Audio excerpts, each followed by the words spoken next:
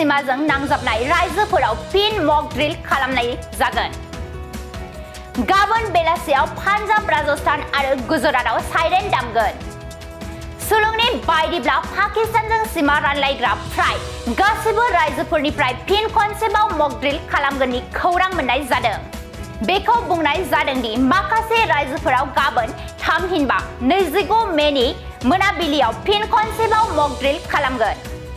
भारत आरो पाकिस्ताननि गेजेराव दावहा दोनथ'नाय जादों, नाथाय थासारिया दासिमबो सरासनस्रा नङा।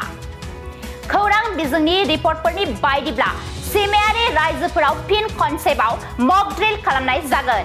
बृहस्पतिबार 29 मेआव पाकिस्तानजों नांजाबनाय भारतारि रायजोफोर गुजरात, पान्जाब, राजस्थान आरो जम्मु काश्मीराव मोनसे नोगोरारि रैखाथि मक ड्रिल खालामनो थियारि खालामनाय जादों। बेनि सिगां सरकारा 7 मेआव हादरनि मोन 244 जिल्लाफोराव मोनसे मक ड्रिल फोसावदोंमोन। बबेखानि 6 मेनि मोनायाव भारतनि रौनियाफोरा पाकिस्तानाव मोन 9 उदखारि थावनिफोराव गाग्लोबनानै अपारेशन सिन्दुर जागायदोंमोन। अपारेशन सिन्दुरनि दैदेननायाव भारतारि रौनियाफोरा पाकिस्तानाव उदखारिफोरनि सिनस्रिखौ सिफायदोंमोन। बेखौ दाबि खालामनाय जादों दि भारतआ बे अपारेशनाव 700नि बांसिन उदखारिफोरखौ फोजोबस्रांदोंमन।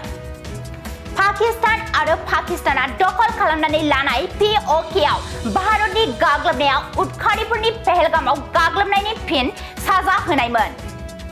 गुबैयै 22 एप्रिलाव उदखारिफोरा पहलगामनि समायना बिसारन हायेनखौ गिख्रंथाव गाग्लोबदोंमोन आरो 28 दावबायारिफोरखौ बुथारदोंमन।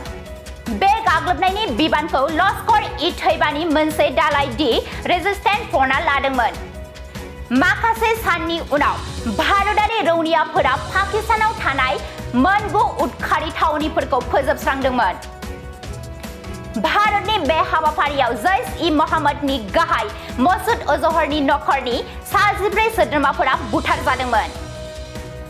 मख'नो गोनांदि मसुद अजहरनि सायावनो पुलवामा गाग्लोबनायनि दाय दं, जेराव 14 रौनियाफोरा मुंख्लं जादोंमन।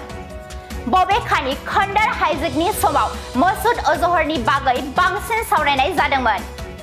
इं 1999 मायथाइयाव खन्डार हाइजेकनि समाव बिथांनि मुंखौ बे 3 उदखारिफोरनि गेजेरावनो सोफानाय जादोंमोन, जायनि हगारनायनि दाबि खालामनाय जादोंमोन।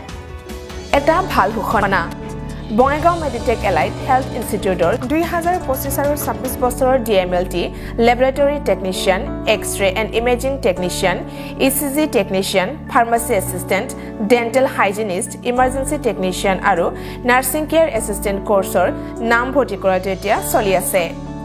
নাম ভৰ্তি কৰাৰ বিষয়ৰ বাবে জানিবলৈ ব্যক্তিসকলে 9395558676 নম্বৰত যোগাযোগ কৰিব পাৰিব।